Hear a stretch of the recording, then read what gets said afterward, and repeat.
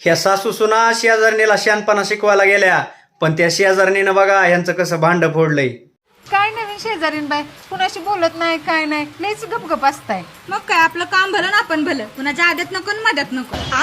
होय ते बी खरंच आहे तुमचं. आम्ही बाय माणुसकीच्या नात्यानं तुमच्याकडे आलो. आम्ही या गल्लीत लई वरीस काढलंय. ह्या गल्लीतली लोक कशी आहेत ती तुम्हाला सांगावं म्हटलं. तुमच्या पलीकडची शेजारी नाही का नाही, ती तर बाई लई भांडखोर आहे. अख्खा गल्लीभर भांडणं करत फिरत्या. कधी तुमच्याकडे भांडण घेऊन येईल सांगायला येत नाही बाई. आणि त्याच्या पलीकडची तर तिचं तर बाई काय सांगू नकोस. ती प्रत्येकाच्या घरात अशी ठिंगी ताकदच फिरत्या बघ.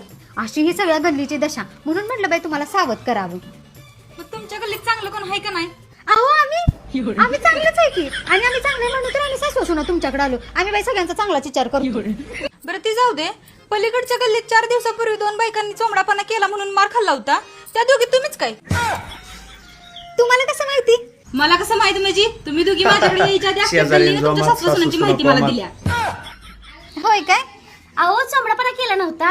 असंच तुमच्यासारखी एकीला आम्ही सावध करायला गेलो. मला शानपण शिकवायला.